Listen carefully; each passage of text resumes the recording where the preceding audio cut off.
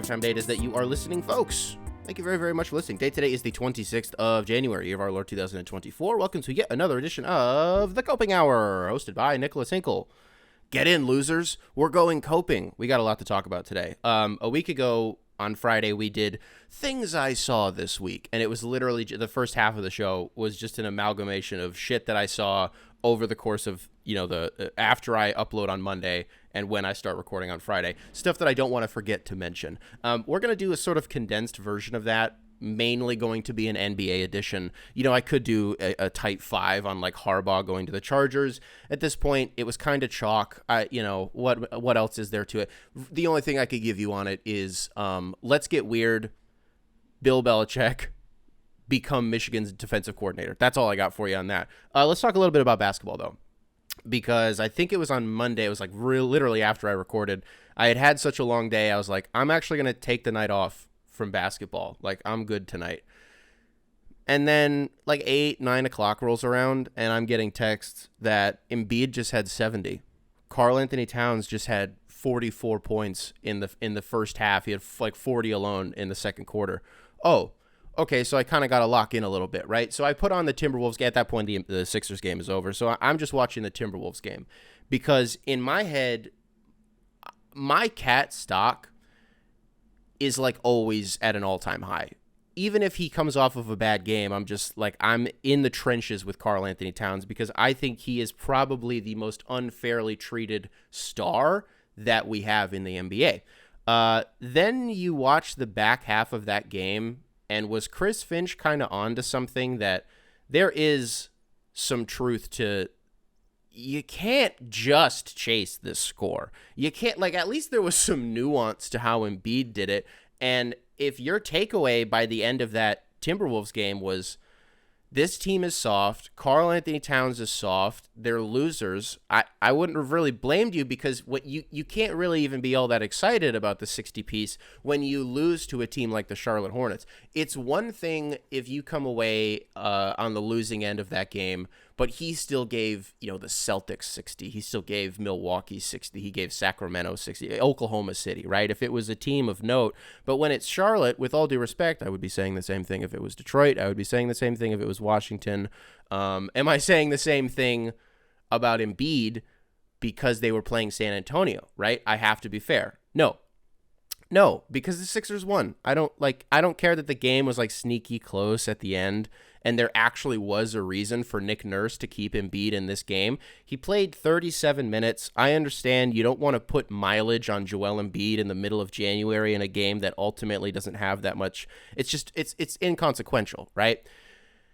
But I think we as fans need to start pushing for like a record, for like something extra. No one's going to beat Wilt. I'm not expecting anybody to get to 100. We have seen in recent years, in the last 2 years alone, with like 3 dudes putting up 70 points. Because at this point, right, I think we're all, and maybe I'm just projecting here, but I feel like we're all kind of like, oh, 50? Cool. Does it really blip on your radar other than that? Other than like a, wow, good for them. If it's on your team, if it's somebody on your team that goes for 50, like Sadiq Bey going for 50 like a year and a half ago was like, huh? We have a guy that can do that? So it's a little bit different then. But for the most part, you're just kind of like, yeah, like that happens a lot. It's not that rare. 10 years ago, if a dude drops 50, it's news for a week. If you give me 60, you have my curiosity. If you have my, I'm messing this up. If you, I'm 4 minutes into this. I'm not ruining the take. What's the quote? You had my curiosity, now you have my attention. So 60, you have my curiosity. 70, you have my attention. He could have gotten 80. He could have gotten 82. I know Joel Embiid could have done it if you just kept him in for like 3 or 4 more minutes. I know you don't want to put the unnecessary mileage on him. Again, I understand that. But if you watch what his plan of attack was that night, it was basically, okay, so I'm tasked with defending Sohan. I'm not really going to do that. I'm just going to kind of let him throw some shit up. And if it goes in, it goes in. I'm not worried about it because I'm on a heater right now. I'm Joel Embiid. I find it more impressive, I don't know why, when a big gives us an output like this. Because if I'm a guy who can shoot over the top of anybody, even if it's like Steph and he's small, he can't necessarily shoot over the top, but you know what I mean? Like, yeah, that's cool. But there's something so refreshing and just exciting and like testosterone raising about a guy who is just sheer mass and sheer force and sheer willpower. And you just kind of can't stop him. When Embiid is going downhill, you get him in this low post. Dude, his mid-range game is sickening. I don't understand how he's able to hit some of the shots that he does. And then you look at the box score and you're like, he did this. He gave the Spurs 70 on the back of 2 attempted threes. I get it. It's not like what Joel Embiid does, but it wasn't that many games removed that he put up 6. Like, I don't know. He'll throw them up every now and then. And look, he got a handful of and ones. The dude went to the line like 20 some odd times. But even that, it's you look at that and you think, oh wow, shocking that foul merchant Joel Embiid, puts up 70 points. Well, he shot like 25 free throws. Sneaky? Go back and look at all the fouls, because they were all kind of real. Like, for once, right? I was kind of impressed that he was drawing a bunch of fouls. I was like, yeah, no, that's a fucking foul, dude. That, like, go get your points. Like, that's a foul. Blown away by it. I think as of today, Joel Embiid is on pace to score. I'm sorry, not to score. Well, to basically average Wilt numbers, if we want to talk about how much he's going to score. Literally going to be averaging Wilt numbers. But he's only on pace to play in like 62 or 63 and a half games. In order to meet that threshold of winning MVP, he's got to play at least 65. I think there's going to be a moment where the NBA has to reconcile with this rule that they've created. And somebody, I don't know if it's going to happen this year. God forbid Embiid plays 64 games. I don't know how that would even happen. I feel like they would. Well, you can't just check him in either. I was going to say they would probably just like check him in for like, you can't do that. You have to, I don't know if it's average 20 minutes in every single game or literally play 20 minutes in every single game. It's one of those two things. It would have to be play 20 minutes in every single game, but someone will correct me on that. But I think there's going to be a point where somebody just comes within a few games of that threshold, and the NBA is going to have to be like, well, we can still give, like, we're not just going to look somewhere else just because this guy's averaging 36 and 14 and he played one less game. But then people are going to lose their minds, because what's the point of adding the rule if you're not going to adhere to the rule? I'm not going to spend any more time getting worked up over something that hasn't even happened and might not. Like, I'm not just going to create a hypothetical just to fire myself up and to fire you guys up. But my larger sentiment of this game was, I know he played 37 minutes. I know there's a lot of tread on those tires. But please, for the love of God, let somebody get to 82 points, especially because it was on the anniversary of Kobe's 81. Let's move on for a second. Another thing I saw this week. Have you seen this? Have you heard about this? I put up a video just a couple days ago on the Doc Rivers hiring. If you are interested in that, it will be the most recent upload right behind this podcast. And the title of that video was "The Milwaukee Bucks Have Been Eliminated from Playoff Contention." And I think I was a little harsh. In the video, even if the general sentiment across the NBA media landscape, the NBA YouTube landscape, was all kind of the same. We were all kind of like, what is this? Why did this happen? Who could have done this? Well, John Horst could have done this. And even if I feel like I'm getting Scooby-Dooed right now, you know, people in the comments were trying to be like, what did you want them to be defensively this year? You know, I agree with that. You're substituting Drew Holiday for Damian Lillard. Okay. So this like defensive identity that the Bucks had cultivated over the last few years, I think you're expecting them to take some sort of a hit when they're, you know, top 5 or top 10 in defensive rating or defensive efficiency for like 5 straight years under Budenholzer. You bring in this new guy and you bring in a new point guard who has pretty famously deflected on the idea that he should play defense, or that like he just doesn't really want to. He just doesn't really get up for it that often. what did you think was going to happen? And as of today, the Bucks are like bottom 10 in like all defensive categories, right? They're just not that great. So who do you want me to blame? Why am I supposed to be blaming Adrian Griffin for that? Well, because the fish rots from the head, you got to blame somebody. You want me to blame Giannis? I can't blame Giannis because Giannis is the one that went to the media like a week or two ago, I don't know how long ago it was, and was like, we just need to have a plan. Like, when we come out here, we just need a plan. I don't really care what it is, and I don't want to be that guy. But you know who always had a plan and was very famously bullish on his plans? Mike Budenholzer. Because rain or shine, down by 100 or up by 15, Brook Lopez was dropping. Every single possession, that's what was happening. And we saw in that Brooklyn series a few years ago, the season that they won the chip. We saw it in the Atlanta series, and then I don't remember what the other series they would it have been Miami? He was getting killed. Like, he was food in the playoffs that year. But Mike Budenholzer was like, fuck that. Like, we're putting Brook Lopez in the drop, and that's what's going to happen.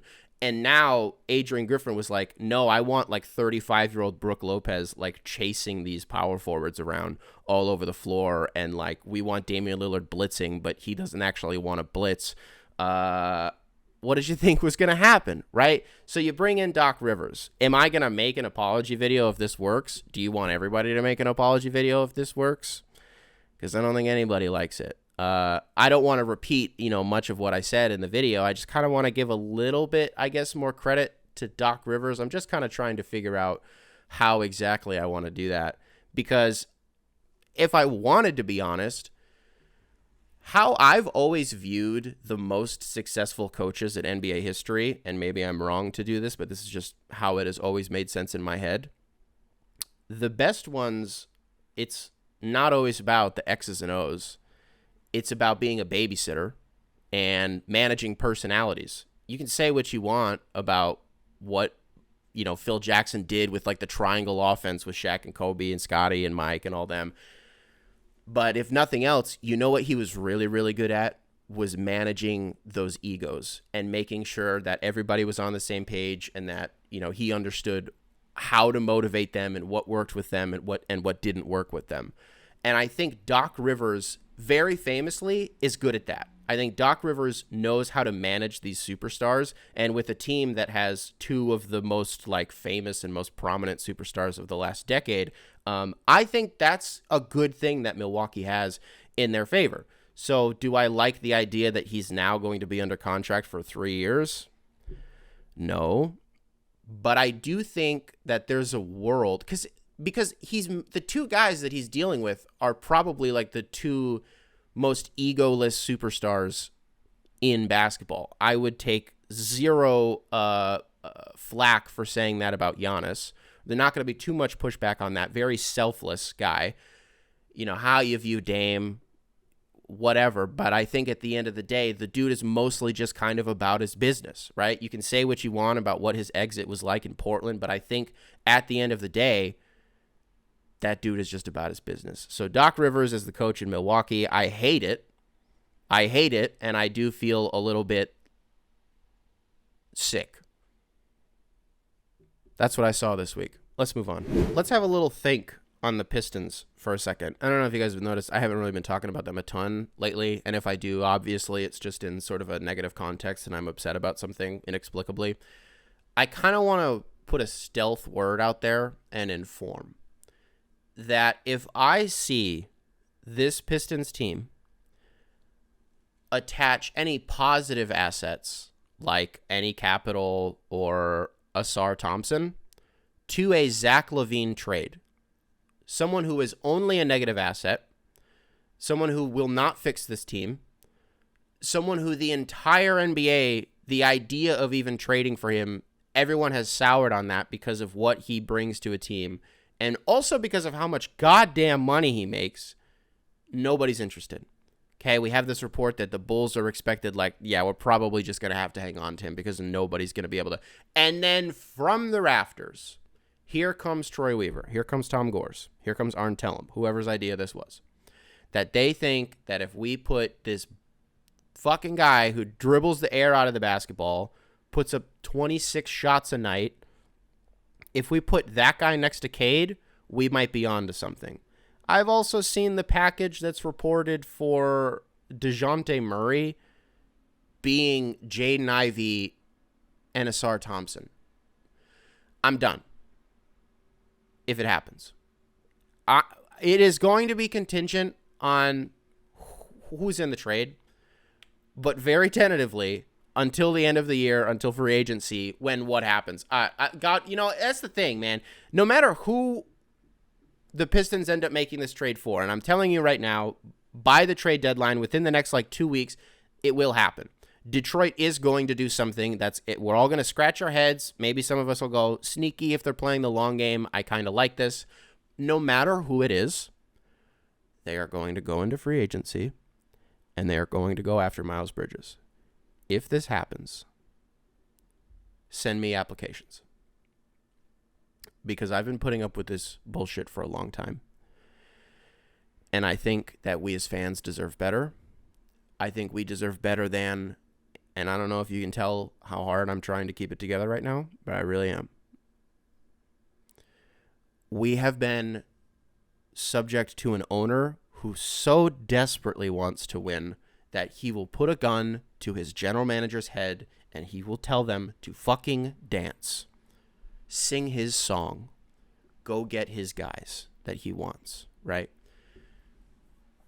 Because if I have to sit here and see fucking Zach LaVine walk through the door, I don't understand how I'm supposed to stomach that. I don't understand, fit-wise, even really what we're going for anymore. Are we just going for a guy who has proven that in the NBA he can? Didn't he give the Pistons 50 earlier this season in the game that we won? Right? If that's not just the... Zach LaVine is not a good stats, bad team guy, because that's not real. Good stats are good stats. You may be playing on a bad team, but it is what it is. Is Victor Wembanyama a good stats, bad team guy? I don't know if you guys have noticed his team fucking stinks, right? And you're going to say, well, that's different. Why is it different? Why is it different? Because he was the number one pick?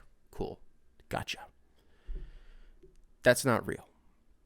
But I don't think there's room. How many fucking guys can the Pistons acquire over a 5-year span that are ball stoppers, that are possession hijackers, until this fucking organization realizes that's not what we need? We do not need the guy who makes $30 to $40 million taking every shot on every fucking possession just because he's getting paid that much. Someone's got to take these shots. Whoa, he's been at an all-star game before. Oh, he's won a dunk contest before. Oh, he's played on some winning teams. I'll be done. Let's move on. This one's kind of long. I'm going to try to figure out on the fly how to TLDR this. Email from Paul, subject line, champagne problems. This is probably a crazy question, but is it bad that I liked my team better when they were worse? I was born in Boston in 1998 and am a lifelong Celtics fan. I am absolutely spoiled to be one, as they have won a championship in my lifetime, made the playoffs 19 out of 25 years, and are arguably the best I have ever seen them be.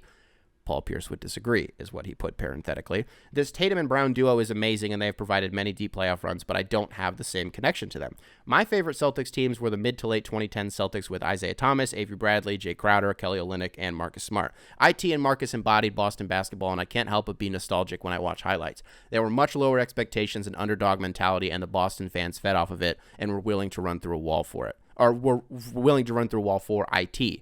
I don't get that same feeling with the Jays. I understand that these are champagne problems and that I should just be happy that the Celtics got the best record in the NBA, but do you find yourself having a particular connection to a certain Pistons team? I wanted nothing more than to get a finals appearance with IT because he gave his heart and soul to the city before we shipped him for Kyrie. I would rather come up short watching IT than win watching Jalen and Jason. Is that weird?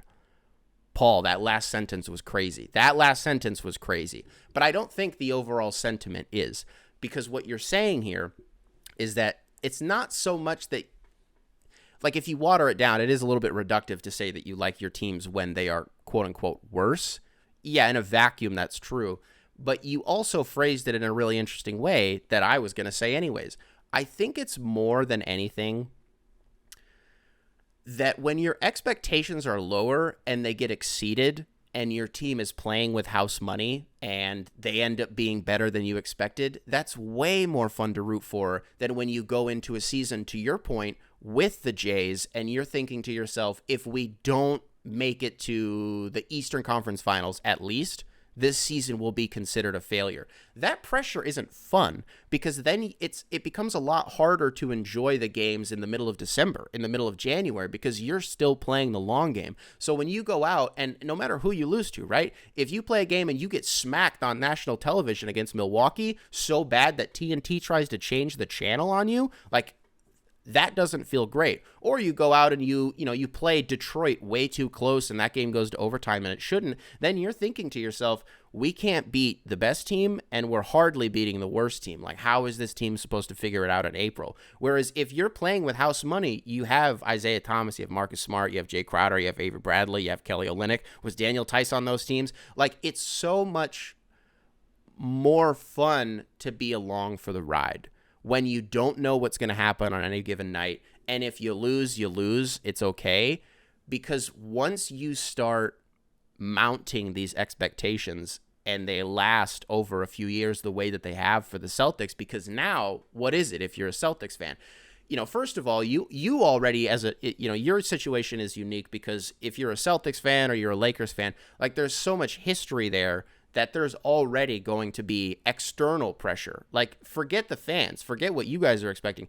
Everybody else is paying attention to what you're doing, because, with all due respect, everybody hates you. Everybody hates those teams, the ones that are, like, historically great. It's a Yankees thing. I don't want to call it a Red Sox thing, but it's a Patriots thing. You know what I mean? Like, we are just designed to not like these teams and to not want to see them win. So that also doesn't feel good, because once you fall short of those expectations that you have, the jokes are going to start flying. That you basically can't go online for a few days, where, I'm a Lions fan, so Sunday coming up, if we lose to the 49ers, people aren't going to make jokes at our expense, depending on how it happens, whatever.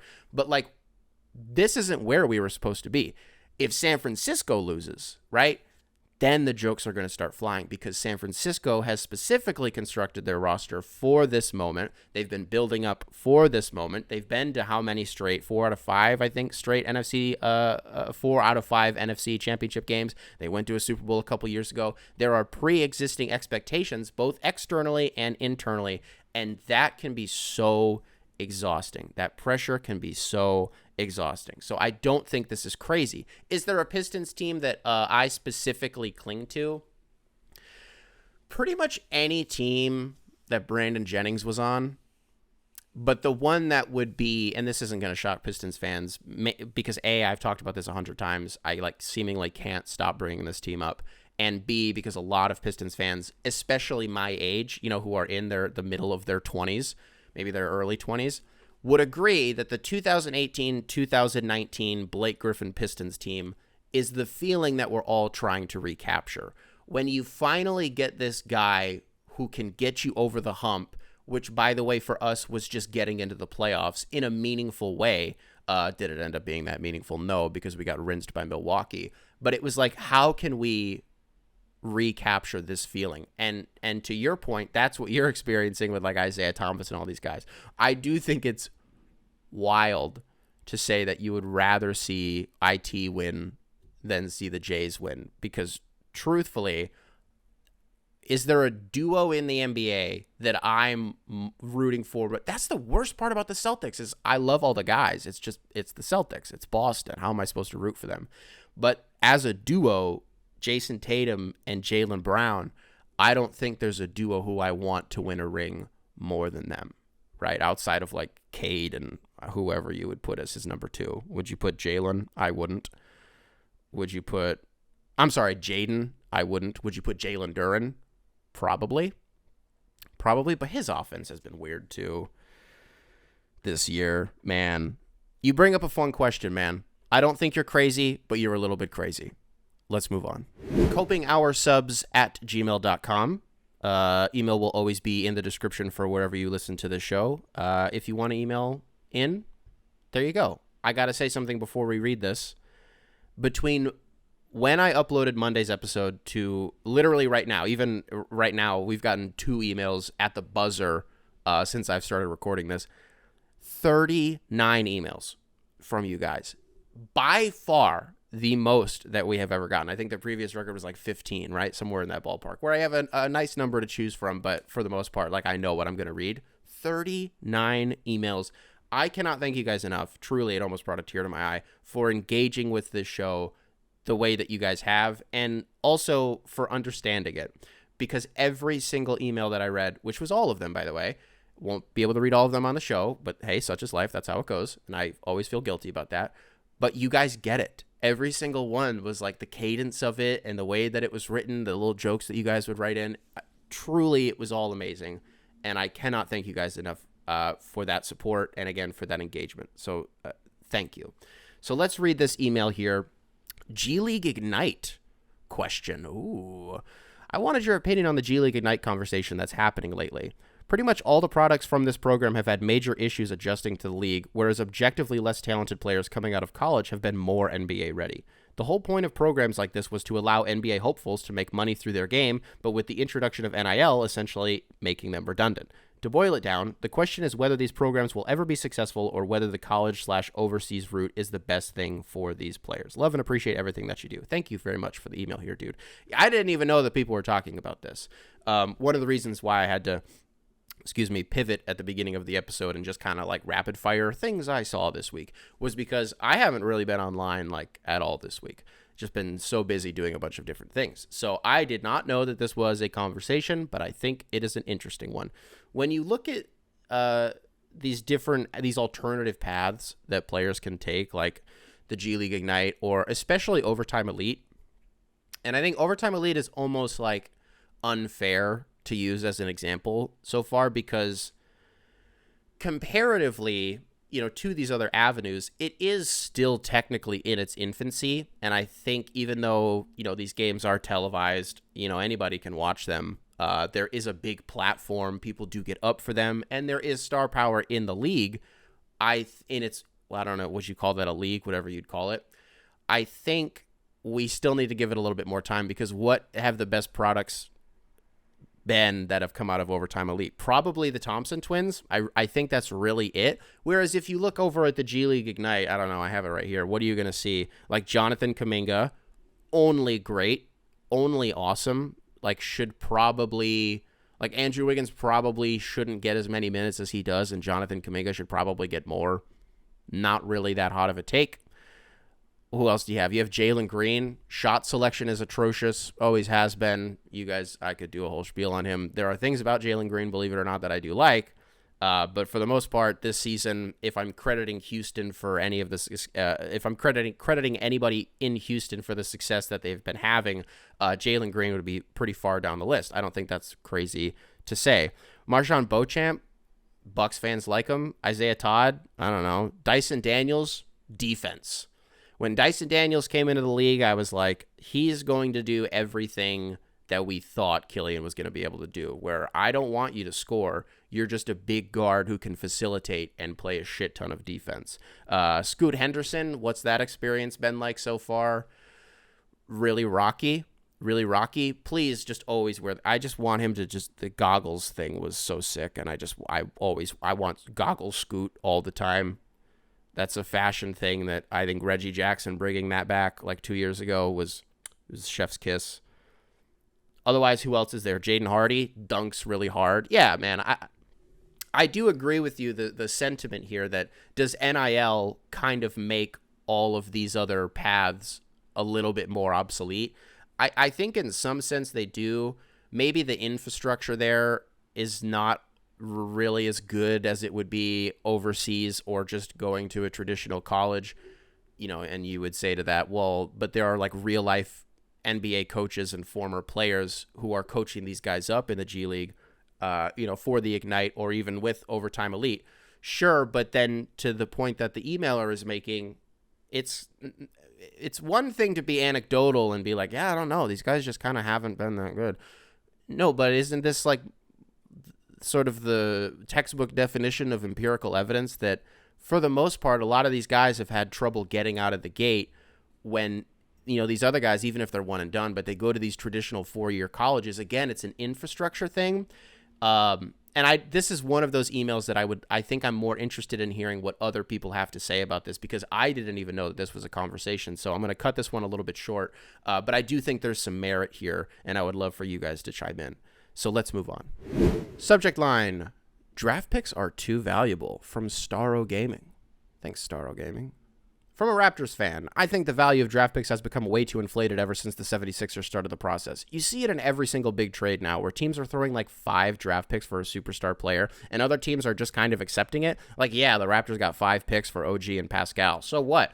I would much rather have the proven talent than the opportunity to draft some random kid who could just turn out to be Killian Hayes. The picks we got most likely won't even be lottery picks. The Raptors did well because we got a few solid players that fit the Scotty Barnes timeline, not because we got a bunch of 18 to 26 selections. On a random side note, that's also why I don't think it's good that the Thunder have like 30 picks over the next 8 years. Like, if we're being realistic here, maybe 5 of those players are going to be actual basketball players. There's a real chance that none of them turn out to be any good at all. I just think picks right now have way too much value when they shouldn't. Thank you for the email. Not too many hot takes here. Nothing crazy. I think we're all on the same page. I would say maybe this comes down to this proverbial mystery box fallacy. I'm a general manager and I'm making a trade, and I can have this thing. It's tangible. I can see it. I know if he's good. I know what works. I know what doesn't. Or I could have this mystery box, and I don't know what it's going to be. I don't know who it's going to be. I don't even know where the pick is actually going to be, right? But what if I could have 5 of those instead of this one guy or these 2 guys, right? That's always going to be more interesting, is the element of the unknown and the element of what could be, what it could turn into, right? Because it's not uncommon for these picks to actually end up being valuable when, you know, whoever you're trading away your players to, when that situation doesn't work out for them. How quickly did things go south for Brooklyn? And then they just realized, oh my God, we don't have any picks, and now we need to sell guys off again and just kind of get some of our stuff back, right? Like, it actually sometimes can work into your benefit. But to your point, that's not how these GMs are operating. And I would also argue a lot of the time when they're making the trades and they get all of these picks, they know they're not going to be the ones making it, right? Whether it's because it's so far down the timeline that they probably won't even have a job, or because they're only putting it in their back pocket for another trade to like bolster their roster, right? Even if it's just on the margins, right? It doesn't hurt to have like 5 second-round picks in your back pocket to go get, I don't know, it's not 2018 anymore, but like a Robert Covington or something. I don't know. Remember that period of time for like 6 years when every time the trade deadline would roll around, it was like, who's going to fucking trade for Robert Covington? Who are we going to say, ooh, title favorites because they fucking traded for Robert Covington? You know how many times a team ended up winning a championship because they traded for Robert Covington? 0. Never. It literally never happened. This isn't a Robert Covington like slander pod, but what the fuck? What was that all about? Why did that always happen? Between his agent, Trevor Ariza's agent, and Harrison Barnes' agent, hell, it might even be the same guy. Nobel Peace Prize because of what they were able to do for their clients. But back to the email here. Are they overvalued? Yeah. I mean, in the last year or two, how many trades have we seen where 5 second-round picks got sent out? I think it was only 2 or 3 times, but it's weird that it even happened once. And that's why it's not fun for me to even look in the trade machine anymore and kind of like dabble with that, because truth be told, I don't know what these guys are worth anymore. I don't know what these guys are, in the same way that I don't even know how to quantify some of the numbers that these guys are putting up anymore. We talked at the beginning of the show how desensitized I've become to dudes even scoring 50. I'm so desensitized to like, okay, so player A got traded for player B, player C, and 4 picks. Okay, 2 years ago this guy wouldn't have. It's such a volatile market. And you wonder when that draft pick bubble is going to burst. Probably not anytime soon. Because to your point, are we going to trace it back to the process Sixers? Probably. That's probably the easiest thing to do. It might be the laziest thing to do, but excuse me. I also think it's just the easiest thing, right? But to your point, Oklahoma City has been doing this for a few years, and then suddenly they just decided, it's finally happening. We're finally turning the corner, and we want to be one of the best teams. Actually, the best team in the NBA right now, if not in the NBA, in the West. it just works, right? Like, this is kind of just the formula. It's just kind of the recipe. I don't want the picks because I'm going after somebody. And here's the thing is, having all those picks doesn't even matter if you don't have a GM who can draft. Maybe he's trade savvy, right? Maybe he knows how to, like, maybe he's the, I'm blowing this take. Maybe he's like the player whisperer and he knows how to go get guys in free agency. He has the right connections and the right relationships, but he just can't draft. And the Pistons, it's funny because they're kind of experiencing the inverse of that right now, where I'm a Pistons fan. I never a day in my life question who we call up to the podium on draft night, because in almost every single instance under Troy Weaver's watch, the truth is the guy that we end up drafting turns out to be an NBA player, sans Killian Hayes, right? But everybody else on board with NBA player, like, for at least 6 years. And that's not nothing in the NBA. But when it comes to anything else, he's getting fleeced through virtue of trade, and then in free agency, he's just going to ask Arn Tellem, like, oh, who should we go after? Like, who is your son representing? Okay. And then they'll just hand out these absurd contracts that nobody wants. Listen to me turning this into a thing about me again. Yeah, I look, you're right. They're overvalued. It's annoying. You can't really quantify it at all. But I think there's just so much more intrigue in taking a chance. Because that's got to be the ballsiest thing about Sam Presti, is how many of these picks he's willing, like, he extends his own timeline by making all of these trades in the past, where it's like, well, you have to let me, see out this vision. I'm the one who's getting all of these picks. Like, this is my plan. And it's like, okay, well, I mean, I guess. And then every now and then he would give you a little something. It's like, well, I got you Shai Gilgeous-Alexander in the Paul George trade. Hey, I got you Lou Dort. Like, I got you J-Dub. You know what I mean? Like, I got you Chet Holmgren. So he kept extending his timeline until it worked. So, no, I don't think teams are going to stray from that anytime soon. And that kind of sucks. Let's move on. Alrighty. I promised you guys we would do a quick Lions 49ers chat on Friday, have a more nuanced conversation about it. And here we are. Let's do it. Let's talk about what you can expect from me on Monday. If we lose, God forbid we lose, and the Lions do not advance to the Super Bowl, depending on how it happens, I will not record on Monday. If it's that bad, if we get killed, if it's a bullshit, like we get they throw a flag and call a penalty that they haven't called since the Nixon administration, the fix is in and they make something up, because we've seen it happen before in Detroit, I will not record on Monday, and you can expect an episode on Tuesday. I will give myself a day to just, like, relax and come down to earth. Otherwise, even if we lose and it's like a normal game, I will be back on Monday. But just so you'll know it when you see it. When that game ends, you'll be like, he is not recording tomorrow. Or we win, and you can expect bright and early, I will be up on this podcast talking about it. What do I want, man? I don't know what to do. Is this where you break out the true thunder and flash with Montgomery and Jahmyr Gibbs, and you just run David Montgomery at Fred Warner right up the gut the whole game, and then every now and then you give Jahmyr Gibbs something off tackle? Now, you can't do that for too long because then it becomes predictable, but I just wonder if Detroit is going to spend more time in the boundary in this game than they did in the previous two, especially against Tampa Bay. That was kind of Goff's bread and butter, was attacking the middle of the field and how they were able to sort of spread that out.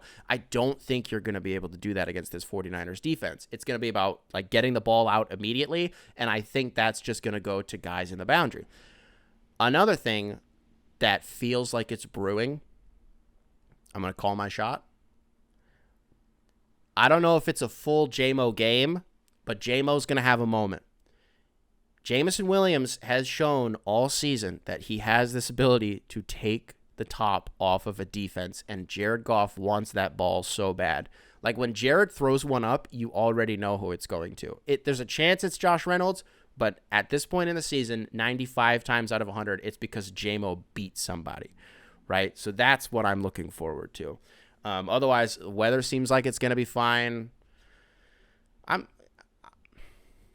You really have to tell yourself, like, it's okay, man. This is the best we've ever been. This is a ride that I will never forget, no matter how it ends. Truly. And the people who think that we're fucking... I am so protective over what we're doing right now and so defensive over it. But the people who think that we're fucking losers for, like, buying up all of the division title merch and for, like, wearing Lions playoff shirt... I'm happy for you that you have had success and you've won division titles in your life. I can't keep saying, for emphasis, how once in a lifetime this is for us. And it's because of that I just have to tell myself that the score doesn't matter. But I gotta fucking tell you, dude, truly, in my heart, every day that passes, I believe a little bit more. I believe just that much more every single day that I wake up. So much so that I know when I wake up on Sunday, I'm going to say it. I'm going to be like, oh, I almost just started crying. Whoa. I think we might go to the Super Bowl. I think we might. And if we don't, it's at the hands of the team that was destined to go to the Super Bowl all year. It would be at the hands of the team that since August, man, we've been chalking them. Like, the way that San Francisco has built their roster and the way that this is their, like, when the Lions are playing with house money and we get to this point in the season, it's kind of like, hey, man, hold your head up high, whatever happens. This is what we were just talking about with, like, expectations and, being a Boston Celtics fan. And it's like, no, this is what you're supposed to do. This is what San Francisco is supposed to do, is win this game. Detroit isn't even supposed to be in this game. We believe that we are, though. Us Lions fans, we believe that this is our moment. We go into Santa Clara and we say, fuck them. This is our Super Bowl. Now, if you want to do the whole tinfoil hat thing, and how in previous years, the two primary colors of the Super Bowl logo have always ended up representing the two teams that are actually playing, that would indicate that this is going to be a Ravens 49ers Super Bowl. Something that, if that happens, another thing that we were all kind of like chalking from the beginning of the season. Something that we were all kind of like, yeah, probably going to happen. But ladies and gentlemen, I don't think it is. It might happen. What if it happens? What if the Lions go to the Super Bowl? I guess we'll have to find out on Sunday. Let's move on. I promised you guys an Oscars conversation, and you are going to get it. But before we get to that, I have to explain myself on something. Future Nick, will you splice in the community post that I threw up yesterday? There it is. Thank you. You're probably wondering, what is this? Why did you post this? I had to. Guys, so here's what happened. Need to explain myself here. Pump the brakes, record scratch, freeze frame. You're probably wondering how I got here. So here's what happened yesterday. I've explained in recent weeks that we are in the process of buying a house, a condo. I guess I should clarify. We're not buying a full home, but we are buying a condo. It's very, very beautiful, and I'm very excited to live in it. But we also need to get some furniture, right? So we went out yesterday, and we were going to a bunch of different, like, sort of thrifty furniture stores, and it just so happened that one of them that we went to was right across the street from the Scientology building. So we parked literally right in front of it, and I was like, I have to, and my girlfriend was like, you're right, you have to take a picture here. So I was like, okay. So we go and do what we need to do, and then while we're walking back, I went to, like, get in position, and she just took a candid, and I was like, oh, actually, this is a way better, I was like, perfect. So she took it, you guys. I know she's the one that was, like, mad that I was even sort of doing this bit in the first place, but she was the one that took the picture, and I thought it was funny. That's it. End of story. And the craziest part was, while we parked, a woman walked out of the church, and she had on the whole outfit. She had on, like, the white shirt and the black pants all tucked in. She looked real nice, but I was like, that's a real one. Like, whoa, there she goes. Like, wow. Looking at her like she's an alien. Well, I guess if she's a Scientologist, she might as well be a fucking alien. All right, that's it. That's all I had to explain for that. Oscar nominations have officially dropped. Let's get into them. I'm going to skip screenplays because I haven't read most of them yet, and that's kind of like my whole deal. I did read Past Lives. I thought it was beautiful, but I don't. That's the only one that I've read so far. So we're gonna skip. Adapted and original screenplay. VFX. The Creator. Godzilla -1. Guardians of the Galaxy Volume 3. Mission Impossible: Dead Reckoning. And Napoleon. You want my spiel on The Creator? Because it was also nominated for sound, but for all intents and purposes, let's stick with visual effects. I actually think there's a real case for The Creator here, because for a movie that otherwise followed a pretty generic formula, I think the story had kind of been told, and I didn't really get that much out of it. I think John David Washington is very wooden. But when he's great, he's fucking great. He was awesome in Tenet. I don't know if you've seen Malcolm and Marie. It's him and Zendaya. The movie is literally just like a 90-minute argument. The entire movie is just one argument that they have, and it was very, very powerful. He was brilliant in that movie. But when and Black Klansman also, obviously, like showstopper. But when he's fine, he's really just fine, and I thought that's kind of what we got out of him in this movie. But what we otherwise saw, I thought, was incredible world building. I felt very compelled by what was around them, and I did feel very pulled in. And that's something that you don't usually see from sci-fi movies nowadays. So I do give it a lot of credit for that. And even though The Creator was otherwise okay, I did get a lot out of it in that sense. So for sound, we have The Creator, Maestro, Mission Impossible, Oppenheimer, and The Zone of Interest. It's going to be hard to beat Oppenheimer in this one, isn't it? And maybe this is what I should have led with, so let me deviate for a second. You know, for a few months now, I've been a little bit in my feelings because I was like, the Oscars are just going to suck this year because of all the labor strikes. Like, Barbie and Oppenheimer are going to run this shit. Like, 3 or 4 movies are just going to sort of dominate every single category. And then I was like, that's not really all that different from how the Oscars usually are. And I think that's the problem that a lot of people have with it, is it's always just like 2 or 3 movies that win every single category. And a lot of the times it's movies that the general public just hasn't seen, because usually it's not like the most, I don't know, interesting or appetizing to people who don't just want to go to the movies to be entertained. Like, they don't want to go to the movies to think. Not that the Oscars is like this ultimate thought bubble of like intellectual truth and whatever, but ultimately I kind of had to, once the noms came out, I was like, yeah, I guess this isn't really that different. I say that just to say I think it's going to be tough to beat Oppenheimer in a lot of categories. Sound is one of them, but if there was one that I had to pick, and this is not my official prediction segment for the Oscars, it's not, we still have time before I do that, just kind of talking through everything here. Zone of Interest really was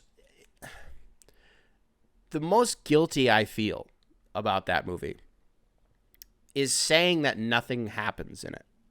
And at the risk of sounding like I'm giving spoilers, which I would never do, I kind of want to prepare you, if you haven't seen the movie, what you're walking into, because I guess I just had a different idea of what it was going to be about.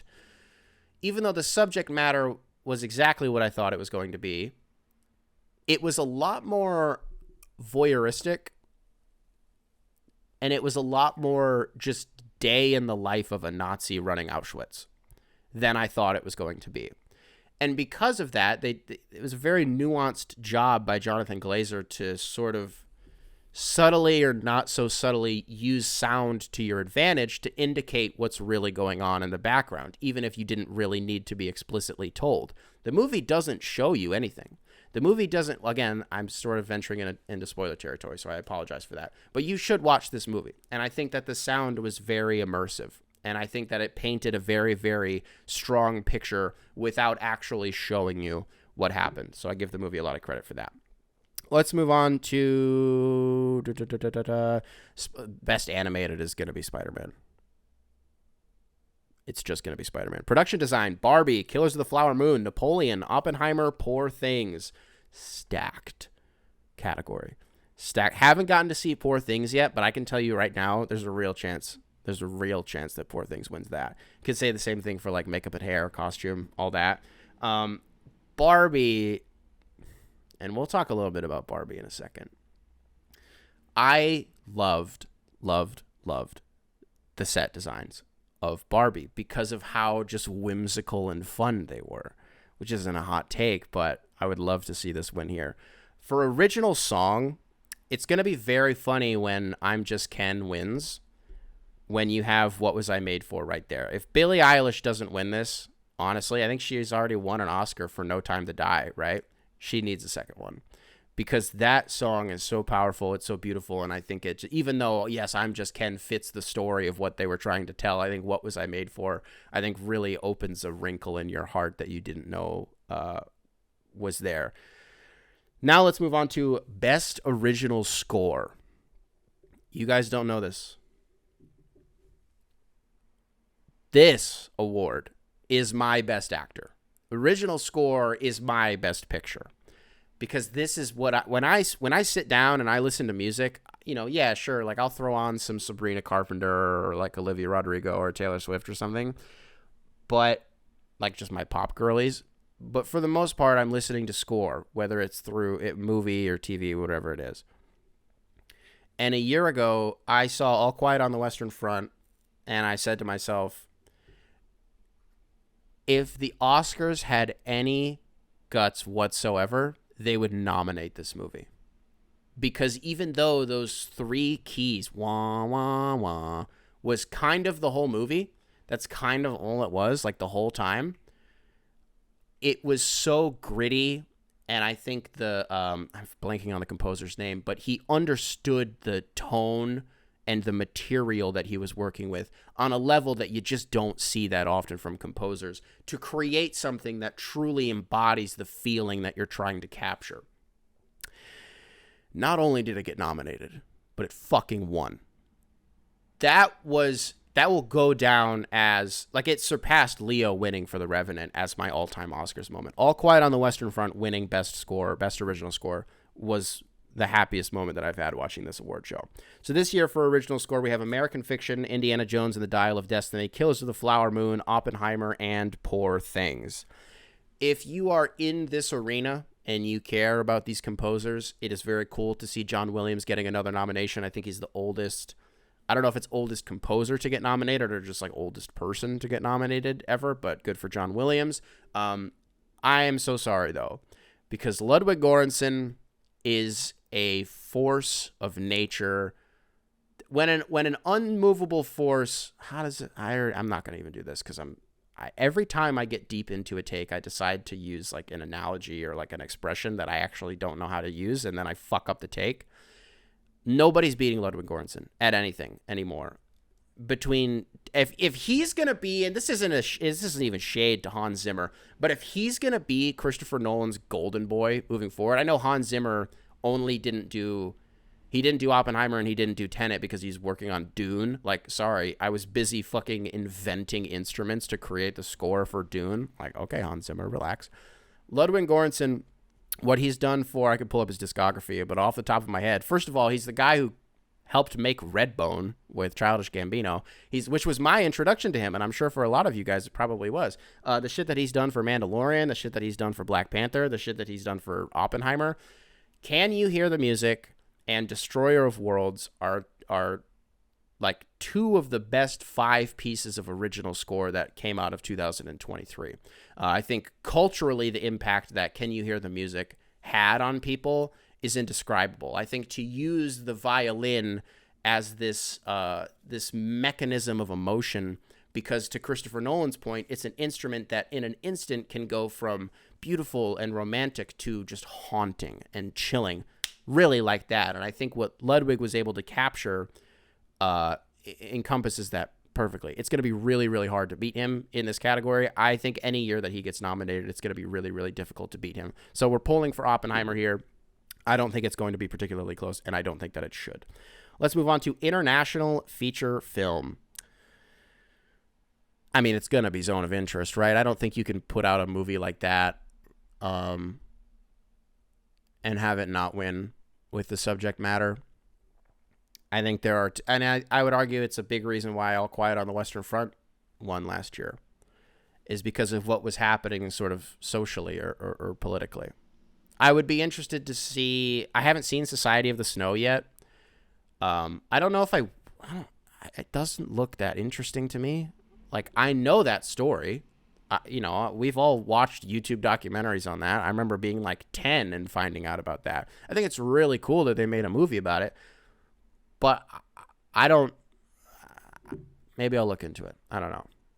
Probably not good to be doing an Oscar segment just to be like, I haven't seen this movie. I don't think it's that good. Film editing. This is where we got to talk. Anatomy of a Fall, The Holdovers, Killers of the Flower Moon, Oppenheimer, Poor Things. Huh.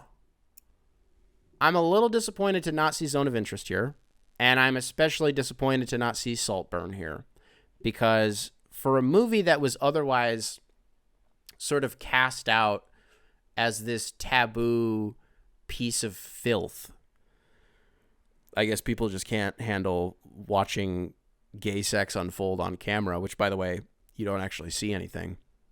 People are just so repulsed by Saltburn, and it really disturbs me. You can't be an adult for 2 hours? Okay. The way that was edited. Can I ask, though, why was it in 4:3? I just don't understand why they put it in 4:3. Because I get up for a nice aspect ratio, okay? I don't know if you've seen, guys, in some of the videos that I make, I will put it in 4:3 because I just love the sort of art house. Like, I just think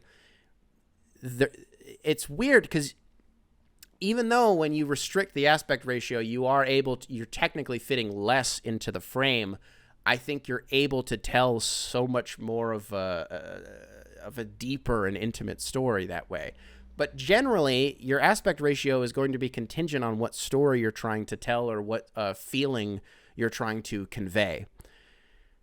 And, Saltburn, it's like, okay, well, is it because it's a period piece? No, it was only 2006. Like, yes, most TVs were still displaying 4:3, but, like, it was only 2006.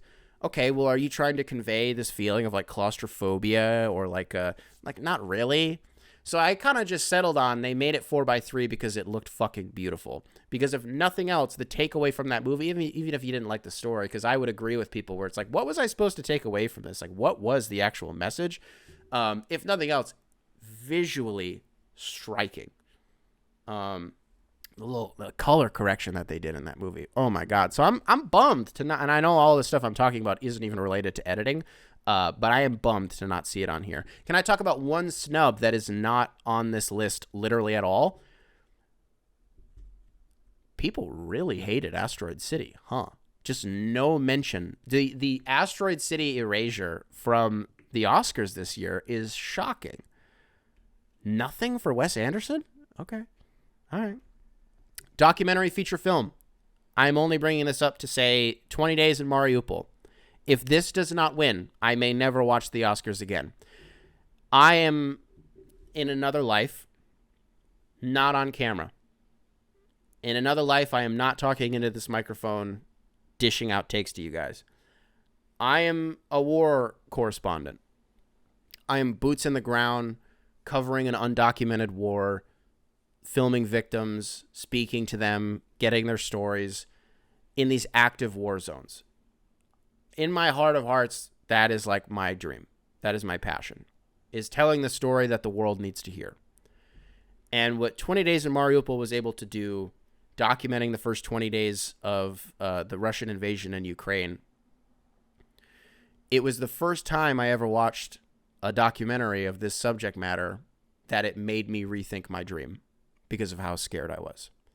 Because there is I'll say in the third act, there's a sequence where I was like, this is too real. What's happening right now is like, it was too much for me. But that's also the feeling that I just can't help but chase. That I can't help but be like, I need that adrenaline and I need that feeling. And it's not for the sake of being an adrenaline junkie, but it's for some reason, every time I think back to it, it's like, it just does so much for me. So 20 Days in Mariupol, I'm really pulling for. I'm taking way too long here, so I apologize. Let's kind of start speeding through this. Best Director, Anatomy of a Fall, Killers of the Flower Moon, Oppenheimer, Poor Things, Zone of Interest, Christopher Nolan, come on down. Not a prediction, though. Costume Design, Barbie, Killers of the Flower Moon, Napoleon, Oppenheimer, Poor Things. This one has to be Barbie or Poor Things. And I think if Poor Things is going to get any shine anywhere, It's not going to be Emma Stone. It's not going to be Mark Ruffalo. I think it's going to be something cosmetic, and I think we can give it to but then it's like, well, where does Barbie fit in? Well, we'll talk about where Barbie fits in. Let's speed ahead a little bit here. Actress in a supporting role. Emily Blunt in Oppenheimer. Daniel Brooks in The Color Purple. America Ferrera in Barbie. Jodie Foster in Nyad. Davine Joy Randolph in The Holdovers. The conversation here is about America Ferrera. Should it also be about Emily Blunt, though? Because, yeah, okay. I'm not going to have this fucking incel conversation that's happening online about, like, oh, well, it's not really incel. It depends on who you ask and who you're talking to. But all the people who are mad about America Ferrera getting nominated, but, like, Margot Robbie didn't get nominated for Best Actress, and then Greta Gerwig didn't get nominated for Best Director, but fucking America Ferrera for delivering the most, like, B-plus feminist speech in the world gets nominated? Yes, because people are right that it's not just men that needed to hear that shit. There are plenty of women who needed to hear what that movie had to say too, and what the message of that movie was, right? So there's credit there. I think what's bothering me the most about it is, like, Barbie is a good movie. Like, it's a B-plus movie. I guess it is a little weird that isn't Ryan Gosling up for Best Supporting Actor in a Supporting Role? Ryan Gosling and Barbie. So he and America Ferrera, integral parts of this movie.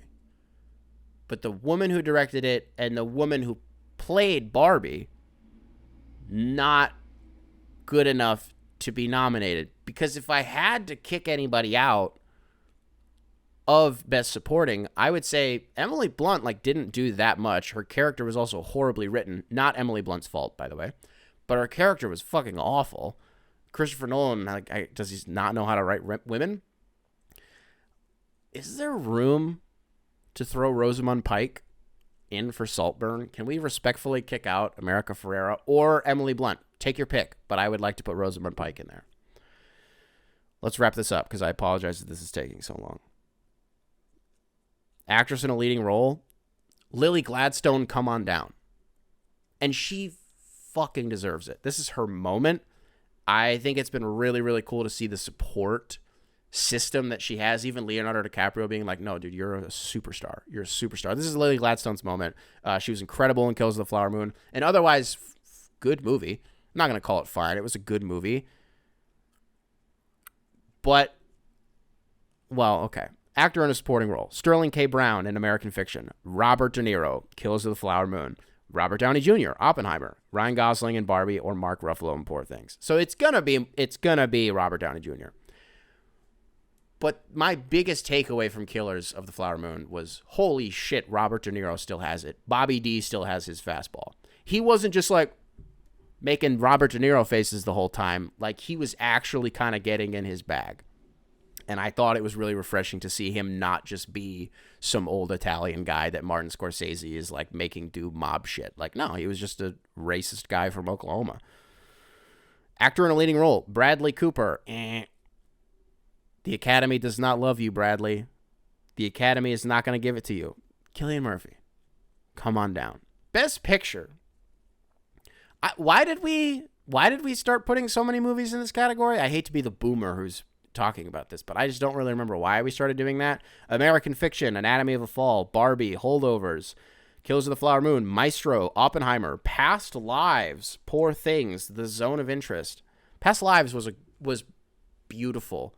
This, like, Korean love allegory. Although, is it really an allegory if it's just kind of in your face and that's just what the movie is?